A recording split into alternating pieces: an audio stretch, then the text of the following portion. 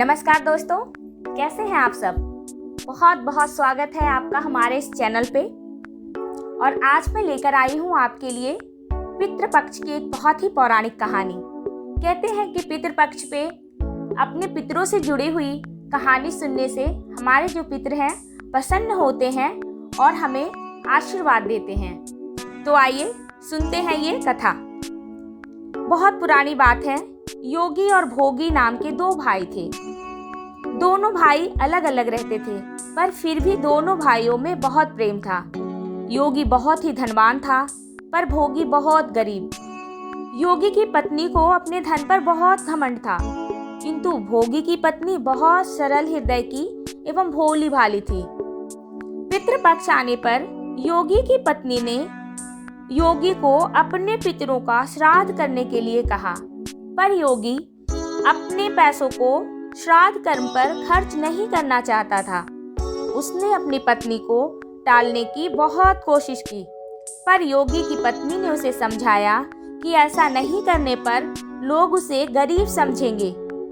योगी की पत्नी ने सोचा कि ये सही समय है तो मायके वालों पे अपने धन का रौब दिखाने का। इसलिए योगी की पत्नी ने योगी से बोला कि आप परेशान ना हो। आप शायद ये सोच रहे हैं कि इतना सारा काम मैं अकेले कैसे कर पाऊंगी और इसलिए आप मना कर रहे हैं, तो आप परेशान ना हो। मैं भोगी की पत्नी को बुलाकर सारा काम संभाल लूंगी।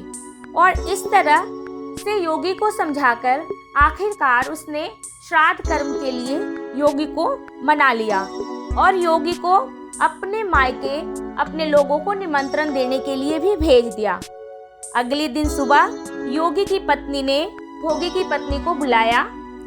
भोगी की पत्नी सुबह ही सुबह उसके घर आ गई और उसके घर पहुंचकर रसोई में जाकर भोजन और पकवान इत्यादि तैयार करने लगी। उसके घर का सारा काम निपटाकर वो अपने घर वापस आ गई।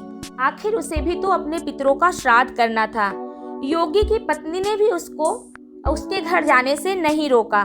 इतने में दोपहर का समय हो गया। जो पितर थे हमारे पृथ्वी पे आए। योगी और भोगी के पितर भी पृथ्वी पे आए। वो सबसे पहले योगी के घर गए।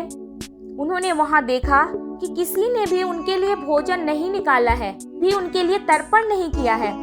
उसके घर पे तो उनके ससुराल वाले खाने में जुटे हुए थे। यह देखकर पितर को बहुत निराशा हुई। फिर उन्होंने सोचा चलो भोगी के घर चलते हैं। अब वो भोगी के घर गए, पर भोगी तो बहुत गरीब था। उसके घर पे तो कुछ भी खाने को नहीं था। पितरों के नाम पे उसने आग की जो राख थी वही रख रखी थी। पितरों ने आग की राख को ही चाट चाट कर अपनी भूख मिटाई। आग की राख चाट कर ही भूखे ही नदी तट पर पहुंच गए। थोड़ी ही देर में बहुत सारे पितर इकट्ठे हो गए और अपने अपने यहाँ के श्राद्ध की बड़ाई करने लगे। योगी और भोगी के पितरों ने भी आप बीती सुनाई और फिर कुछ सोचने लगे। वो दुखी हो गए। उन्होंने सोचा कि अगर भोगी समर्थ होता तो शायद उन्हें भूखा नहीं रहना पड़ता, उन्हें भी खाने के लिए कुछ प्राप्त होता। ऐसा सोचकर उन्हें भोगी पर बहुत दया आई और अचानक वो नाच नाच कर गाने लगे, भोगी के घर धन आ जाए, भोगी के घर धन आ जाए। इधर भोगी के घर पे उनके बच्चे भी भूख के मारे चिल्ला रहे थे। शाम हो गई थी, पर अब तक उन्होंने अन्न का एक दाना भी नहीं खाया था। बच्चों ने माँ से कहा, माँ कुछ भूख लगी है, खाने को दे दो, बड़ी भूख लगी है।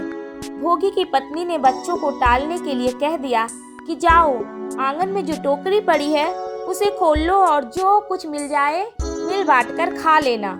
बच्चे वहां पहुंचे और उन्होंने देखा कि पूरी टोकरी मोहरों से भरी है। वे दौड़कर माँ के पास गए और उन्हें सारी बात बताई।